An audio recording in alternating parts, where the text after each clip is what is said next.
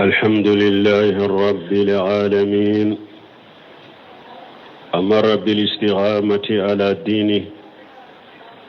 وأشهد أن لا إله إلا الله وحده لا شريك له في ربوبيته وإلهيته وأسمائه وصفاته وأشهد أن محمدا عبده ورسوله المؤيد بالله عز وجل بمعجزاته المؤيد من الله عز وجل بمعجزاته وبراهينه وآياته صلى الله عليه وعلى آله وأصحابه وسلم تسليما كثيرا. أما بعد أيها الناس اتقوا الله تعالى. قال عز وجل: إن الذين قالوا ربنا الله ثم استقاموا فلا خوف عليهم ولا هم يحزنون. وقال عز وجل: إن الذين قالوا ربنا الله ثم استقاموا تتنزل عليهم الملائكة ألا تخافوا ولا تهزنوا وابشروا بالجنة التي كنتم توعدون. وفي صحيح مسلم عن سفيان بن عبد الله قال: قلت يا رسول الله قل لي في الإسلام قولا لا أسأل عنه أحدا خيرك قل. فقال رسول الله صلى الله عليه وسلم: قل آمنت بالله ثم استقيم. أمبي على تنو دام فين بلا مبغى على يا مريا ko an ka tile an ka sabati a ka diina kan. An bɛ sariya maa si tɛ min ni bato tiɲɛlama ka kan ni ala kelen pewu tɛ. Jɛɲɔgɔn tɛ ala la a ka dali la, jɛɲɔgɔn tɛ ala la a ka bato la, jɛɲɔgɔn tɛ ala la a ka tɔgɔw la, jɛɲɔgɔn tɛ ala la a ka mankutuw la. An bɛ sariya Muhamadu ala ka jɔn do ala ka ciden do. Ala y'a sɛnbɛntiya ni dɛsɛfɛnw ye ani dalilaw ani taamasiyɛnw. Kisi ani nɛɛma a bɛ ciden kan a n'a ka dunfɛnw a n'a ka sɛbɛnw ani mɔgɔ o mɔgɔ tuguru kɔni ɲuman ala k'u kisi min ka ca kosɛbɛ. N'o tɛmɛna ka bɔ hadamadenw a ye siralan ye masa min kɔrɔtalen do. Ala ko a ka kuranaba in kɔnɔ: إن الذين قالوا ربنا الله ثم استقاموا فلا خوف عليهم ولا هم يحزنون. alakum mɔgɔ ko u dala an tigi ye ala de, an bɛ ala kelen pewu de bato nin b'u dusukun kɔnɔ. U da y'a fɔ u sufɛw fana tilela a ka baara kɛ n'a ye. ala ko yawmal qiyama don nin tigila mɔgɔw siranya t'u ye, jɔrɔ t'u ye qiyama kɛnɛ kan. U bɛ faatu ka minnu to u kɔfɛ diɲɛ kɔnɔ fana u tɛ dusu kasi o fana la. U bɛ fɛn o fɛn to u kɔfɛ ala yɛrɛ bɛɛ de bɛ kɛ u ka nɔnabila ye u kɔfɛ, u ka denbayaw la, u ka nafolow la. aya wɛrɛ kɔnɔ ala ko mɔgɔ minnu ko an tigi ye ala de ye, o kɔfɛ u sabatiraw kan, u tilelaw kan ka sabata kan. a ko malikiyaw ni saya bɛna olu ma, nɛɛma malikiyaw bɛ gurupu jigiw ka de, k'u nisɔndiya k'u hakili sigi. u b'a fɔ: tatanazzalu alayhimul malaikatu alla takhafu wala tahzanu. malikaw bɛ gurupu jigi kan, u b'a fɔ: a kana sira dɛ, a kana fujunu, a ye nisɔndiya ni arijanna ye, ala ye arijanna min lahiru ta aw ye. an bɛ ala deli tilebaga bɛɛ, sabatibaga bɛɛ ala ka diina ka saya wagati ala ka kan ye.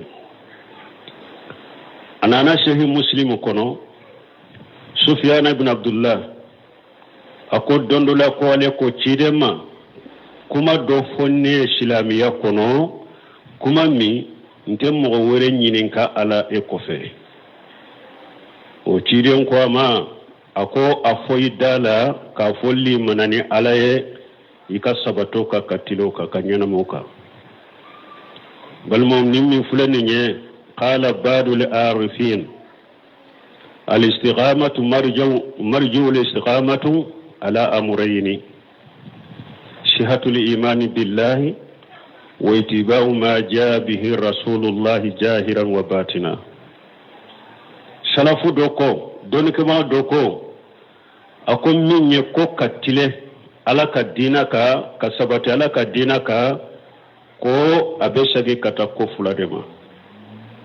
ko folo limaniya sahalen ka soro ibolo limaniya sahale o ka soro ibolo ka limanani alaye fulana katugu ciden ko ciden ni min nana kabo alafe katugu oko gundo ani bangela nu ko tile nu ko sabati dina ka ko abesage kata nin ko fula indema banno ka sabati alaka dina ka sabati ciyaka ikana jenge ka boala kini kana jenge ka boala numa hada madenka kunandiya tamanse de do jiya kono ani kaburu kono ani lagara hera be de bola wambani mo minye ka sabati alaka dina ka folo munye tawhidi nyuma tawhidi nya do ko do ika sabato ka kabara ke oka ika nyanama ya kono tawhid rububiyya tawhid uluhiyya tawhid al-asma' wa sifat kadala yiddi sukun kono ko dammasate min be dalike min be garjagalike nin be se kan nema di damfe makka tora nyoni ka bo damfe kan ni ala kelempewte nindo anyema ika nyanama ya ka ika sabataka tawhid uluhiyya ado ko ala kelempew bato de yecciaye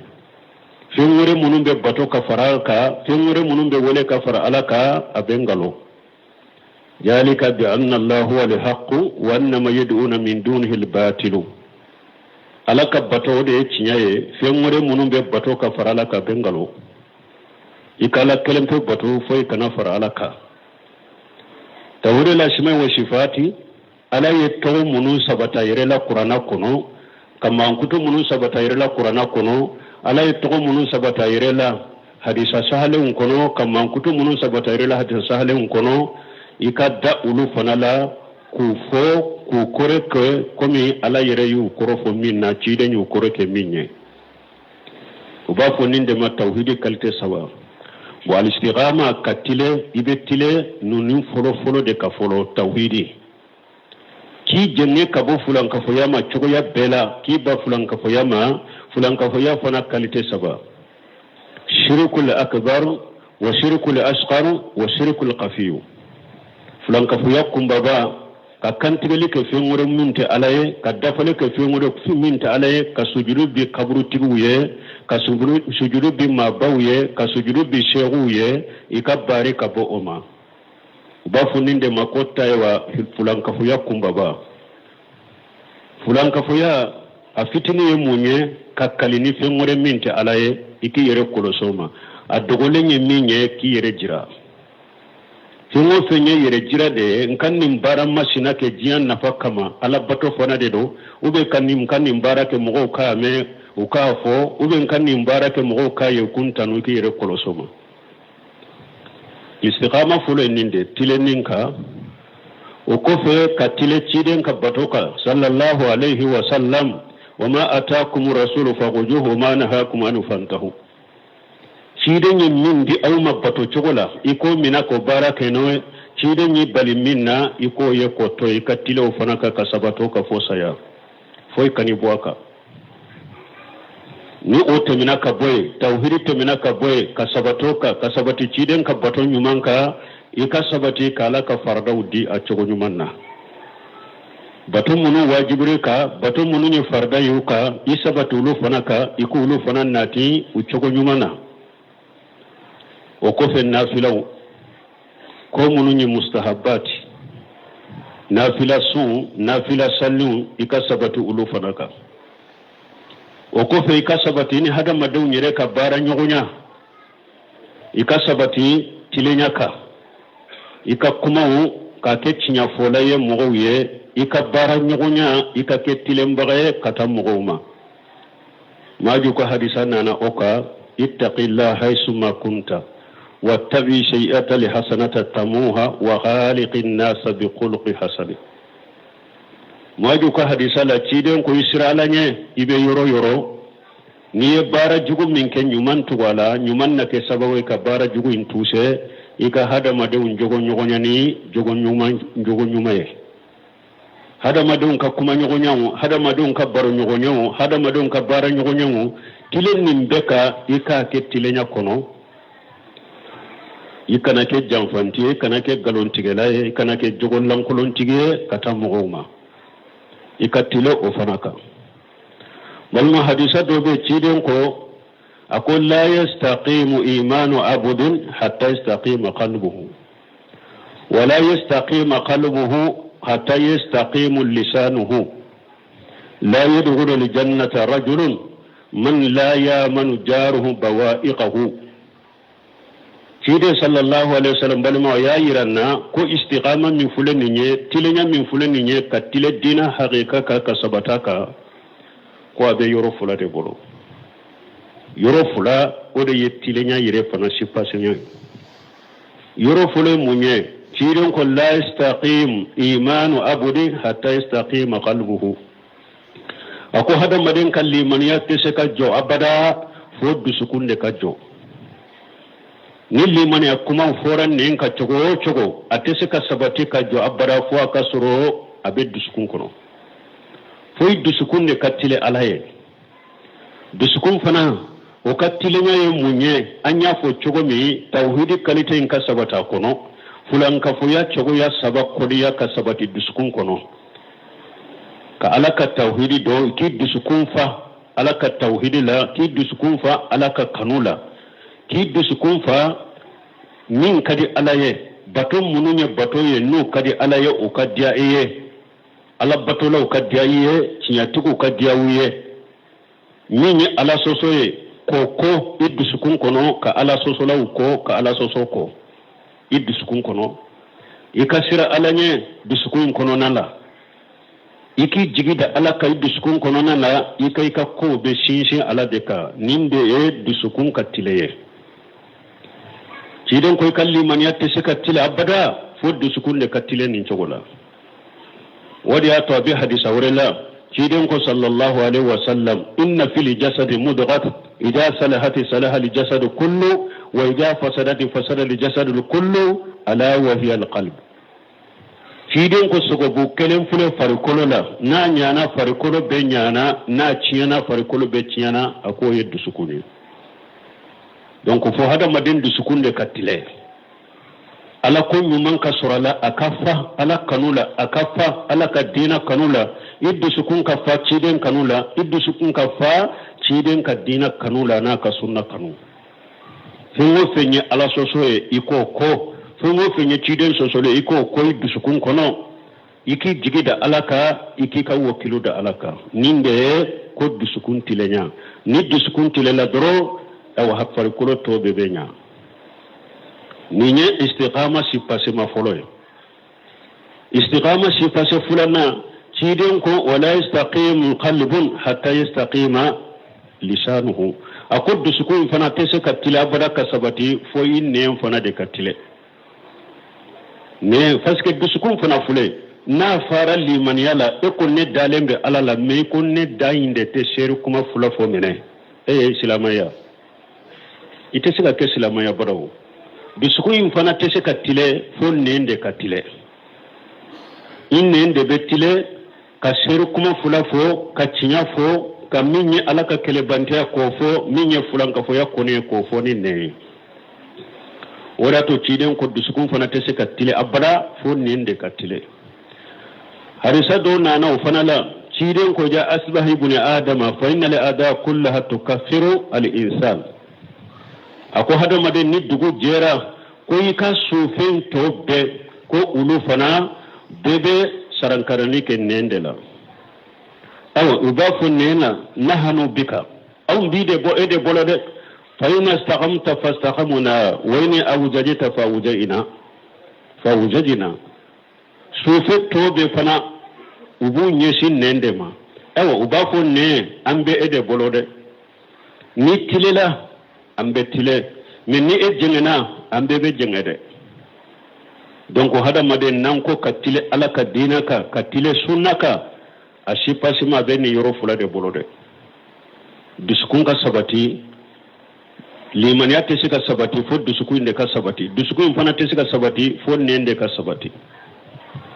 ni nen sabati ra cinya foli kade ani cinya keli ka o fona de be sika dusukun fana sabati donc ci den ko sallallahu alaihi wasallam minye ewa tilenya sabati dinaka a qaida ye ni yoro fula de dusuko aninne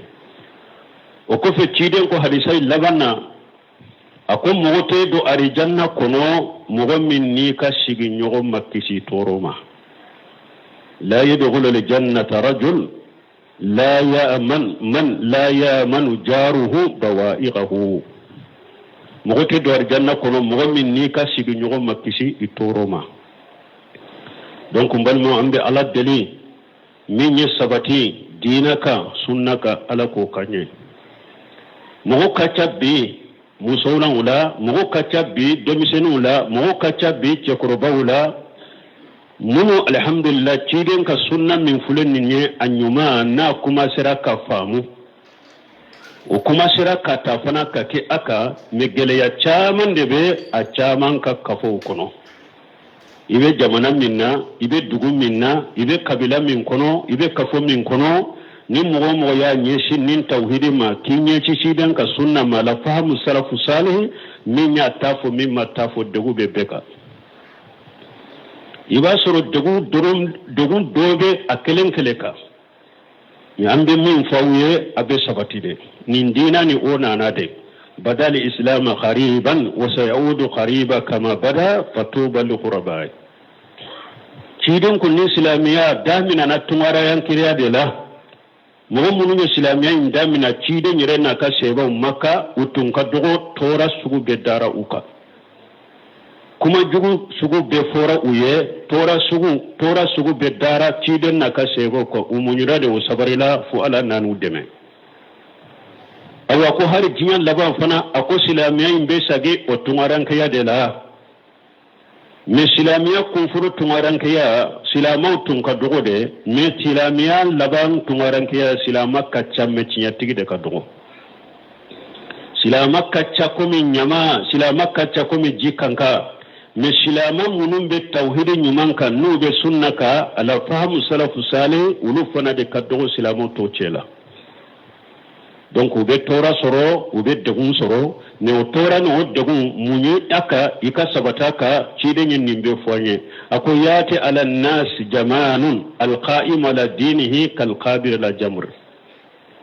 ako wakati bena hada maduma ni mugomin kombe jo nka dina tinyaka komi shebo yake chogomi tabina yake chogomi tabi ne yake chogomi ako abe komi tasuma kami de bibolo cide nyo foanye sallallahu alaihi wasallam ko jinyan laba ko beke ni mogo min ko ibe do dina tiaka ibe jo dina tiaka ko abe komi tasuma kami de bibolo no tasuma kami ciden ko ikana bilade tora be tasuma kami minalila itebe kuraka de fo tasuma kani nkas akasa kasuma ya ibolo la me kana bila o jinyan laba dina fule o choko de la amba do ni mogo ko ni yen ni sunna kasata ikaddu konona la ika muso chela ika demba ya chela ifa ni bawu chela kabila u chela jamana kono dugu kono shiginyo tora bisoro dugum bisoro me sabataka ni sabatiraka ala kun ni sara siranya tiye lahara ibe min to ko fe jiro tiye ni sayana ni ma malikaw de be groupe jige ka ki hakili shigi ka fo hakili sigi biye ikana sira foye foy tinye lagara ni herate ibe min to ko fi ala ba garanti taye ala ko kanye barakallahu li wa lakum fil qur'ani li hakim wa nafani wa iyyakum bima fi min al dhikri li hakim aqulu qawli hadha wa astaghfirullaha li wa lakum ولسائر المسلمين من كل ذنب واستغفروه إنه هو الغفور الرحيم.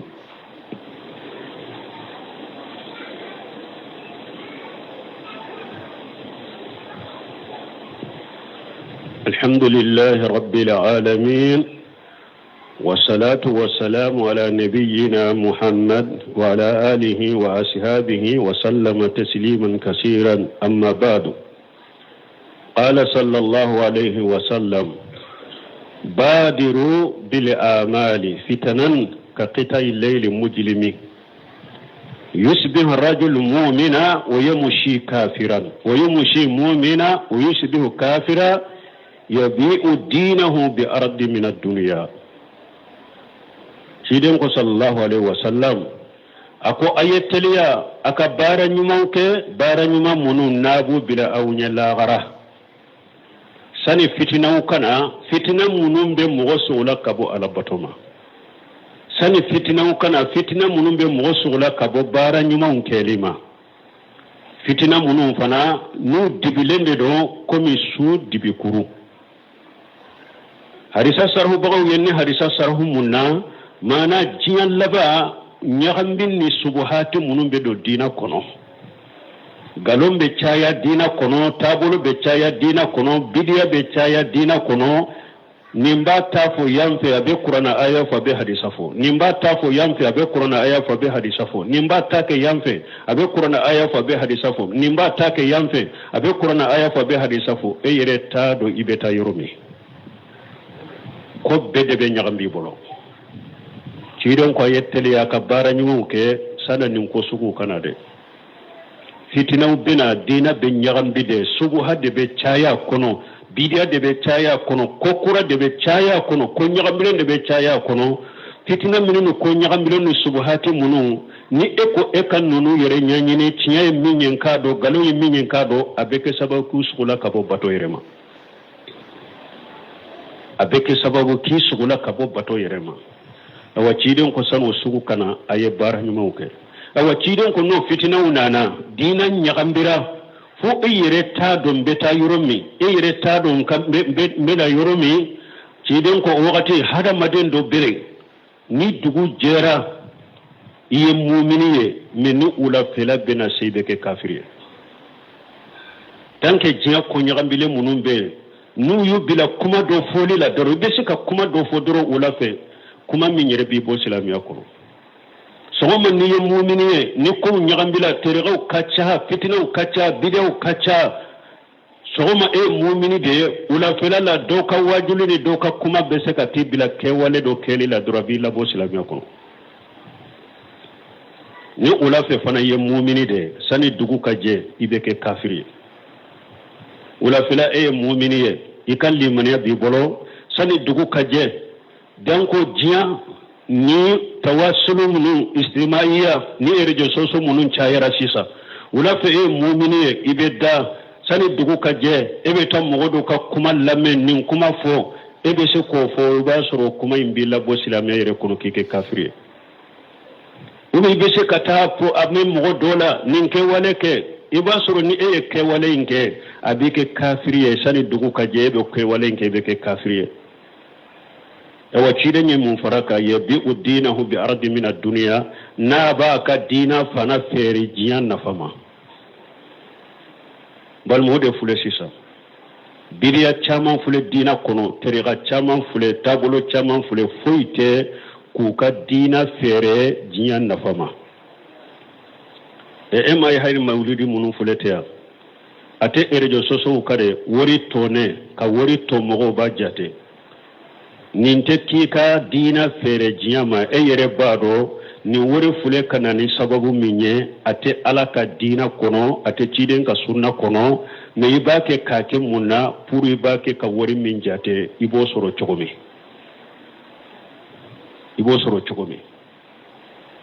ya bi udinahu bi aradi min ad-dunya chiden nimbe fo akom mo bena fitina bena balawu bena ko nyagamile ndo bena tabolo do bena mogo do be uka dina de fere dinyana folola shide nyene hadisa ufo wakati me yasuru hadisa nunun ka barate koy me hadisa nunun bara fule jiyan kuno sisa بادروا بالأعمال فتنا كقطع الليل مجرم يشبه رجل مؤمنا ويمشي كافرا ويمشي مؤمنا ويشبه كافرا يبيع دينه بأرض من الدنيا على كنك سلا كنتنغا بل مو سلامه هذا ما دولا كجون أيجري كما بيت لم فني كما بيت كونيا من كافون كاكي كاتوكاكو لقد تيجي بباويو أكو ولا يحل له أن يفعل فيلا حتى يعلم حكم الله فيه ويشعل العلماء ويقتدي بالمتبعين لسنة محمد صلى الله عليه وسلم أكا في كتاب فتن من نابا كراكو لقدري أكو أتدقى سلام بالغوية إكا فوي كنن دينا لا فوي كالاكا كيري دي دوالا فرو ألا يمونفوننا شيدن يمونفوننا ni yedde la sura la qur'ana yedde la sura la ciden ka kumala ako wakati bo bara suguke ni ma delila sura fungo fenna qur'ana ni hadisa ko kana ke folode abe ko mi yella dar tigi nyin kan ni mo mi makala do ako ni makala do ni ke bagaw nyin ka ke ni ko mi fule ni yedde la bala qur'ana ni hadisa be della taala ako do ni ke bagaw nyin ka ke abe ko mi do ya nyin ka do ni ke bagaw fona kaccade doni ke baw do famulen do famulente doni ke baw do ye yere jira lawde do tu yere jira doni ke baw do taye jiyan na fanyini de doni ke baw do fana to chola e ko ne ka doni ke baw nyinin ka doni ke baga suku kacare la dar tiri ko ne doni ke baw nyinin ka kana tugu doni ke baga be ko de wa yaqtadi bil muttabi'ina li sunnati muhammad sallallahu alaihi wasallam ako doni ke baw ne doni ke baw lamme yu nyinin ka doni ke baga munun tuguran muhammadu ka sunna ko tugulu de ko doni ke baga munun tuguran muhammadu ka sunna ko tugulu de ko ya'muruna bi taati llahi wa yanhauna an taati shaytan sunna doni ke baga yejjumaye laga dariyu man kutufo ulube mugo nyamarane ala bato de kam mugo fatanya ka bo shaytane batoma mugo be mugo wele kata setane bato de na kaburi jiara maulidi kelu duwatu ala abwabi jahannama man ajabahum ilayhi qajafu fiha wala likalaw de be jahannama dinga dadela ibe mugo wele kata min yu jabi doro bi fili jahannama ko donc akalla ga dar tigi yaw bila sirade kuma kacha jamana kono me kuma bete mina fenyede kuma bete ika awa baraka naide doni ke baga kacca jamana kono woleli kala kacca jamana kono wajulu kala kacca jamana kono me wajulu kala bete konka tuga kore wajulu kala bete ko be min fonne ka kede wa yaqtadi bil mutabina li sunnati muhammad wajulu kala munu dawa kala munu karamu munu nu be tugu ciden ka sunna ko ayetu ulude kore karamo te ciden ka sunna ka tugulente ciden ka sunna ka woleli kala rabe jahannaba dinga dala aya yere kolo suma ambe ala deli jamana de wala ka hakal nyuma duma minye ala ta tauhid nyuma sunna nyuma la fahamu salafu salih ala yo o doni no famu no bara no ya jamana nye ربنا آتنا في الدنيا حسنة وفي الآخرة حسنة وقنا عذاب النار ربنا لا تزغ قلوبنا بعد إذ هديتنا وهب لنا من لدنك رحمة إنك أنت الوهاب اللهم اجعل الإسلام والمسلمين وأذل الشرك والمشركين ودمر أعداءك أعداء الدين برحمتك يا أرحم الراحمين سبحان ربك رب العزة عما يصفون والسلام على المرسلين والحمد لله رب العالمين